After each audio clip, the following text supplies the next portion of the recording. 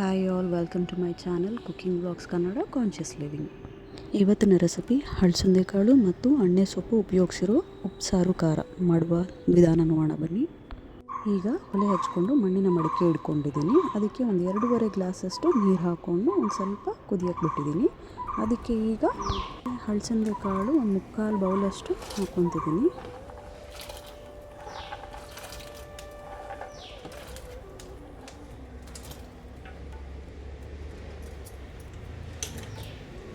ಈಗ ಎಣ್ಣೆ ಸೊಪ್ಪನ್ನ ಸಣ್ಣದಾಗಿ ಹೆಚ್ಕೊತಾ ಇದ್ದೀನಿ.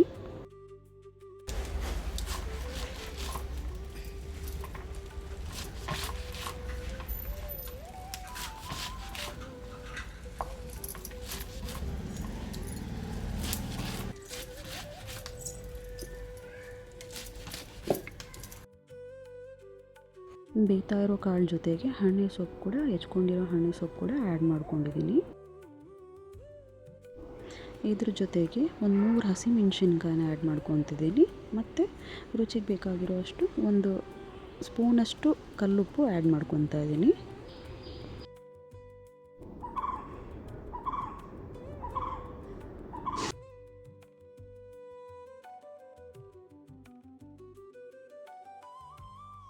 ಈಗ ಒಂದು 5 ಗುಂಟೂರು ಮೆಣಸಿನ್ಕಾಯಿ ಮತ್ತು 5 ಬ್ಯಾಡಗಿ ಮೆಣಸಿನ್ಕಾಯಿನ ಸುಟ್ಕೊತಾ ಇದ್ದೀನಿ.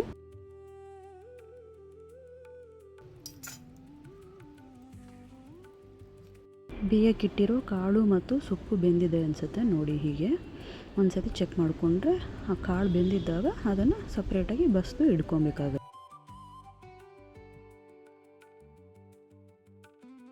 ಈಗ 1 ಹಿಡಿಯಷ್ಟು ಬೆಳ್ಳುಳ್ಳಿ ಮತ್ತು ಆಗಲೇ ಸುಟ್ಕೊಂಡಿದ್ದ ಗುಂಟೂರು ಮೆಣಸಿನ್ಕಾಯಿ ಮತ್ತು ಬ್ಯಾಡಗಿ ಮೆಣಸಿನ್ಕಾಯಿ 5 ಅದನ್ನು ಆ್ಯಡ್ ಮಾಡ್ಕೊಳ್ಬೇಕು. ಜೊತೆಗೆ ಒಂದು ನಿಂಬೆಹಣ್ಣು ಗಾತ್ರದ ಹುಣಸೆಹಣ್ಣು ಹಾಕ್ಕೊಂಡು ಚೆನ್ನಾಗಿ ಹರಿಬೇಕು. ಹರಿಯೋ ಕಲ್ಲಲ್ಲಿ ಮಾಡೋವಂಥ ಟೇಸ್ಟೇ ತುಂಬ ಚೆನ್ನಾಗಿರುತ್ತೆ.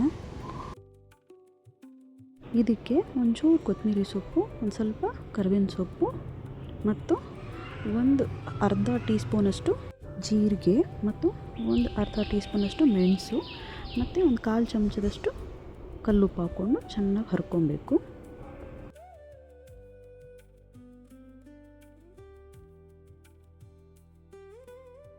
ಒಂದು ಸ್ವಲ್ಪ ನೀರು ಚಿಮುಕ್ಸ್ಕೊಂಡು ಹರ್ಕೊಂಡ್ರೆ ನಿಮಗೊಂದು ಒಳ್ಳೆ ಹದ ಸಿಗುತ್ತೆ.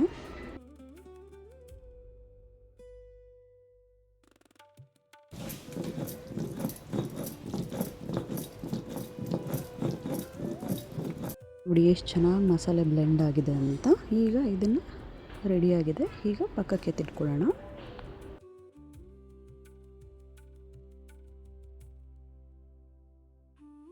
ಈಗ ಒಂದು ಮಣ್ಣಿನ ಮಡಿಕೆ ತೊಗೊಂಡು ಒಂದು 2 ಟೇಬಲ್ ಸ್ಪೂನಷ್ಟು ಎಣ್ಣೆ ಹಾಕ್ಕೊಂಡು 3 ಒಣಮೆಣ್ಸಿನ್ಕಾಯಿನ ಸ್ಲಿಟ್ ಮಾಡಿ ಹಾಕ್ಕೊತಾ ಇದ್ದೀನಿ. ಜೊತೆಗೆ ಒಂದು ಈರುಳ್ಳಿ ಸಣ್ಣದಾಗಿ ಹೆಚ್ಕೊಂಡಿದ್ದೆ, ಒಂದು ಕೈ ಹಿಡಿಯಷ್ಟು ಅದನ್ನು ಹಾಕ್ಕೊತಾ ಇದ್ದೀನಿ.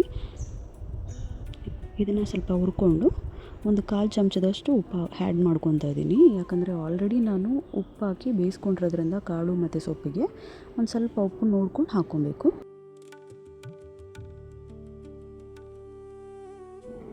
ಕರಿಬೇವಿನ ಸೊಪ್ಪು ಆ್ಯಡ್ ಮಾಡ್ಕೊತಾ ಇದ್ದೀನಿ.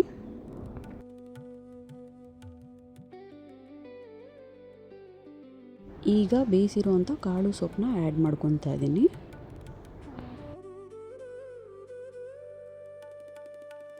ಮಿಕ್ಸ್ ಮಾಡ್ಕೊಂಡಿದ ನಂತರ ಒಂದು ಅರ್ಧ ಹೋಳಷ್ಟು ಕಾಯಿ ಚಿಪ್ಪಷ್ಟು ಕಾಯಿ ತುರಿನ ಆ್ಯಡ್ ಮಾಡ್ಕೊತಿದ್ದೀನಿ. ಎಲ್ಲವನ್ನು ಸಂಪೂರ್ಣವಾಗಿ ಮಿಕ್ಸ್ ಮಾಡ್ಕೊಬೇಕು. ಈಗ ಹಳ್ಳಿಯ ಶೈಲಿಯ ಉಪ್ಸಾರು ಖಾರ ಸವಿಯಲು ಸಿದ್ಧ.